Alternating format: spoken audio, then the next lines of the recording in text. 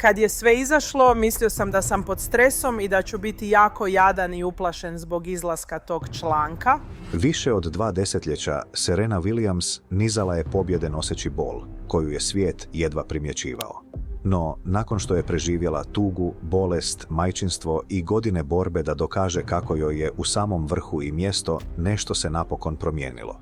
Igračica koja se nekad činila nedodirljivom počela se povlačiti iz tenisa, namećući pitanje na koje nijedan trofej nije imao odgovor. Tko je Serena bez te borbe? A onda je jednog dana gotovo tiho otišla. Ne u sramoti. Ne zato što je neka druga igračica razotkrila njezinu slabost, već zato što su granice koje je godinama zanemarivala, dok je svoje tijelo vukla kroz bol, tugu, pritisak, bolest, majčinstvo i očekivanja, napokon zatražile da budu uvažene. Iza trofeja i slike o nepobjedivosti krio se život koji najzanimljiviji isječci nikada nisu u potpunosti dočarali. Djetinjstvo oblikovano opasnošću. Tijelo pod stalnim povećalom javnosti. Žena kojoj je uskraćeno osnovno dostojanstvo upravo u trenucima kada joj je skrb bila najpotrebnija. I naposljetku, odlazak u mirovinu koji nije djelovao toliko kao slavlje, koliko kao žalovanje. Kako napustiti jedini identitet koji ste ikada poznavali? Kolika je cijena toga da postanete najveći sportaš svoje generacije, dok vas istovremeno tretiraju kao da tu ne pripadate? I što se događa kada se mnoštvo raziđe, a osoba ispod legende napokon ostane sama sa sobom? Da biste razumjeli tu tragediju, morate se vratiti u Compton. Natrag k ocu kojeg su svi nazivali suludim. Natrag k 2 djevojčicama koje teniski establishment nikada nije mogao predvidjeti. Richard Williams nije bio dio teniskog svijeta. Nije imao elitno trenersko zaleđe, pristup ekskluzivnim klubovima, niti ikakvu povijest unutar tog sporta. Bio je to Afroamerikanac iz Luizijane koji je živio u kalifornijskom Comptonu u vrijeme kada je taj grad u američkoj svijesti postao sinonim za nasilje, siromaštvo i zanemarivanje.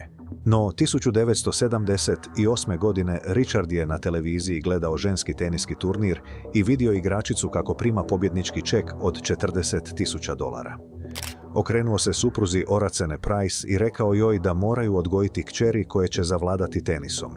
Prije nego što se jedno dijete rodilo, Richard je sastavio plan na 78 stranica u kojem je detaljno opisao kako to namjerava ostvariti. Ljudi su mu se smijali. Nije imao novca za elitne akademije, privatne trenere ili uglađene sustave razvoja kroz koje su se tradicionalno stvarali teniski prvaci. Umjesto toga, posjedovao je vjeru toliko nepokolebljivu da je funkcionirala kao strategija. Venus Williams rođena je 1980. godine. Serena ju je slijedila 26. rujna 1981. Stigle su u dom bogat ljubavlju, ali siromašan sredstvima. Obitelj se naposljetku nastanila u Comptonu, gdje je Richard trenirao djevojčice na ispucalim javnim terenima okruženim žičanim ogradama, aktivnostima bandi i stalnom napetošću susjedstva koje ih je okruživalo. Ubacivao je loptice iz kolica za kupovinu, opsesivno proučavao priručnike i satima uvježbavao kćeri u uvjetima kakve većina budućih šampiona nikada ne doživi. Serena je kasnije opisivala kako je tijekom treninga slušala pucnjeve. Ponekad su djevojčice morale ležati na tlu dok se u blizini odvijalo nasilje. Richard je vjerovao da je pritisak priprema. Želja mu je bila da njegove kćeri postanu mentalno nedodirljive. Želio je da im profesionalni tenis bude lakši od okruženja koja su već preživjele. Ono što je obitelj Williams izgradila u Comptonu bilo je veće od sporta. Bio je to prkos sustavu koji je već odredio kako bi njihova budućnost trebala izgledati. Do trenutka kada je Sereni bilo 9 godina, obitelj se preselila u West Palm Beach kako bi sestre mogle trenirati pod vodstvom trenera Ricka Macija. Ono što su treneri odmah primijetili nije bio samo Serenin fizički talent, već zastrašujuća sigurnost s kojom se natjecala. S 10 godina već se ponašala kao netko tko je uvjeren da će postati najbolja igračica na svijetu. Ne jedna od najboljih, najbolja. Richard je na kraju povukao obje kćeri iz juniorskih natjecanja, što je bila odluka koja je šokirala sport. Kritičari su ga optuživali da sabotira njihov razvoj. No Richard nije želio da teniska kultura oblikuje njegove kćeri prije nego što postanu odrasle osobe. Želio ih je zaštititi od politike, izrabljivanja i očekivanja koja prate mlade sportaše. Želio je da budu potpuno formirane prije nego što im svijet dobije pristup. Serena je postala profesionalka 1995. godine, sa samo 13 godina. Teniska elita nije znala kako se postaviti prema njoj. Servirala je zastrašujućom snagom. Napadala je iz nemogućih pozicija. Kretala se uz eksplozivnu atletičnost kakvu ženski tenis dotad nije vidio. Umjesto da slave revoluciju koja se odvijala pred njihovim očima, dobar dio sportskog svijeta reagirao je s nelagodom. Komentatori su je nazivali previše mišićavom, previše agresivnom, previše fizički dominantnom. Suparnice i medijske ličnosti uporno su propitivale njezinu ženstvenost, često maskirajući predrasude u stručnu analizu. Tijekom 2 desetljeća Serena je trpjela uvrede na račun svog tijela, izgleda i same prisutnosti u elitnim teniskim krugovima. Skrivena poruka uvijek je bila ista. Serena Williams nije se uklapala u sliku šampionke kakvu je tenis priželjkivao. Upijala je svaku riječ, a onda je nastavila pobjeđivati. Godine 1999. sa samo 17 godina Serena je osvojila US Open svladavši Martinu Hingis u finalu.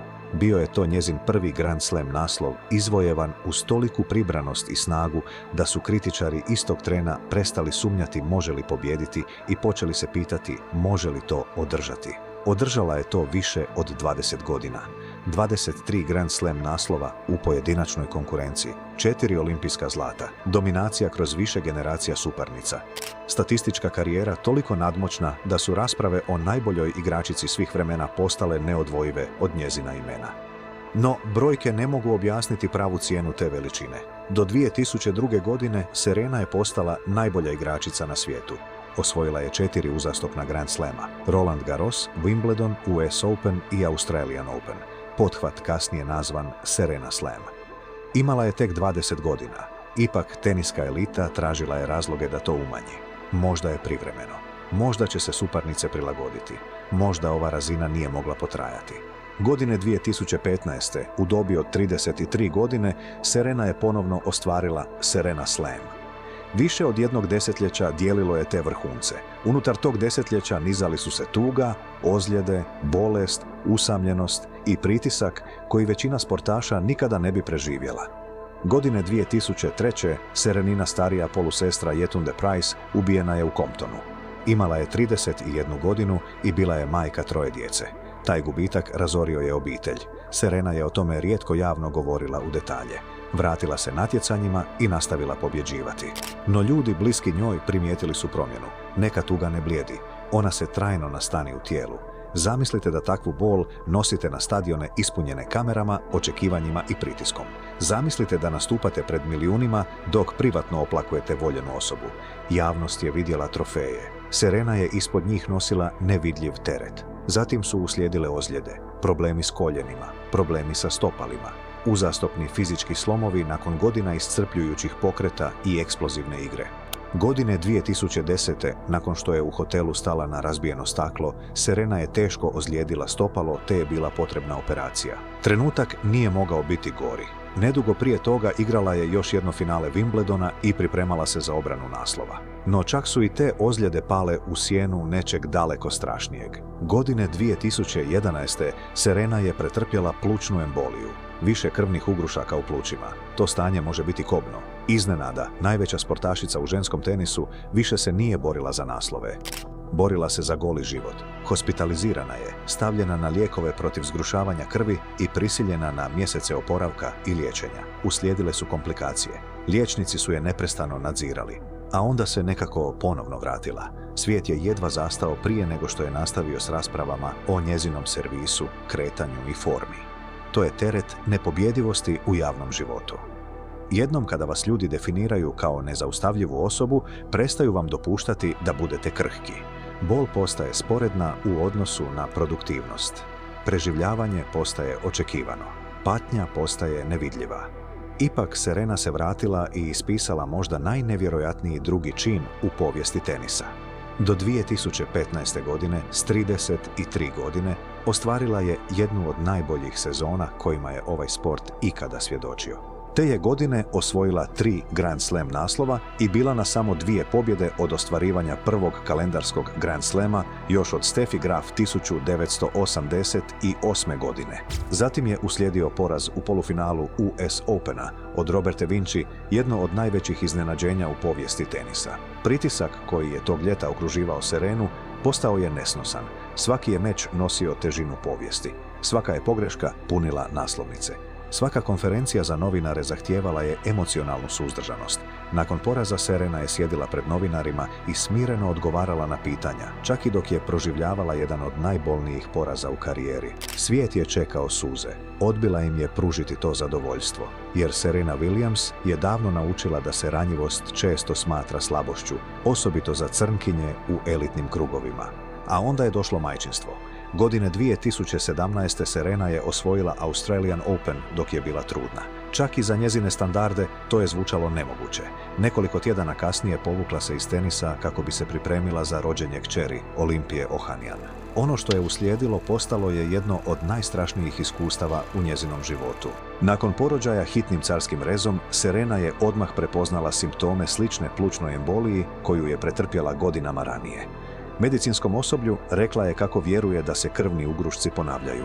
Isprva joj nisu vjerovali. Unatoč tome što je bila jedna od najpoznatijih sportašica na svijetu i što je do detalja poznavala svoju povijest bolesti, Serena je kasnije otkrila da su liječnici u početku odbacili njezinu zabrinutost. Bila je u pravu. Pretrage su na kraju potvrdile višestruke ugruške. Zbog snažnog kašlja otvorio joj se operacijski rez.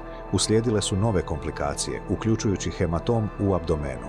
Prošla je kroz dodatne zahvate i tjedne provela oporavljajući se.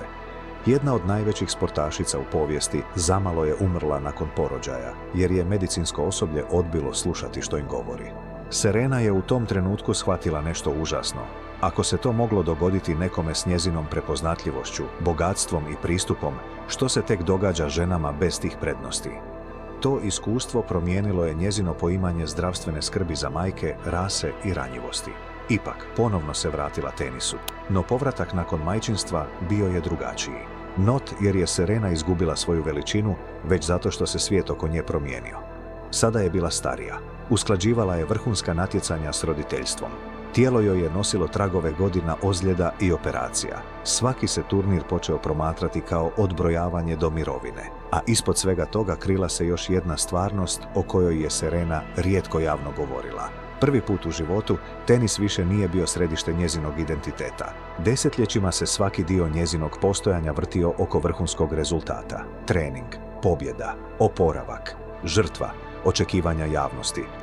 Sada ju je izvan terena čekala kći, sada je postojao život i izvan pljeska. Ali napuštanje tenisa bilo je zastrašujuće, jer što se događa kada nestane ono što vas definira? Sportaši cijeli život grade svoj identitet oko natjecanja. Odlazak u mirovinu nije samo promjena karijere. To je smrt identiteta. Serena je 2022. godine objavila da se povlači iz tenisa. Namjerno je izbjegavala riječ umirovljenje, kao da bi izgovaranje te riječi naglas moglo učiniti kraj previše stvarnim. Njezini posljednji mečevi nosili su neobičnu emocionalnu težinu. Mnoštvo je slavilo njezinu ostavštinu, no ispod pljeska krila se tuga. Navijači su shvatili da gledaju posljednje trenutke ere koja se nikada neće ponoviti. Na US Openu Serena je krenula u svoj posljednji pohod, boreći se kroz mečeve s odlučnošću koja je obilježila njezin cijeli život. Stadioni su podrhtavali od buke. Protivnice su djelovale svladano samom činjenicom da dijele teren s njom. A onda je završilo, bez bajkovitog naslova, bez režiranog oproštaja, samo žena koja odlazi nakon što je dala sve što je imala sportu, koji je često tražio još više. To je tragedija Serene Williams. Nije stvar u porazu, niti u tome što su je godine naposljetku sustigle, već u činjenici da je najveća igračica svih vremena provela toliki dio života vodeći bitke koje uopće nije trebala voditi. Bitke oko rase, bitke oko ženstvenosti, bitke za poštovanje, bitke za osnovno medicinsko dostojanstvo i kroz sve to postala je veća od samog sporta. Danas Serena Williams živi mirnijim životom, kao majka, poduzetnica, kulturna ikona i žena koja je preživjela pritiske kakve bi malo tko mogao podnijeti. Ipak ima nečeg potresnog u promatranju osobe koja je desetljećima živjela uz huk mnoštva kako odjednom zakoračuje u tišinu. Jer kada natjecanja nestanu, kada se kalendari isprazne i kada identitet građen od djetinjstva napokon popusti svoj stisak, rađa se novo pitanje. Tko si ti kada se od tebe više ne traži da budeš nepobjediva?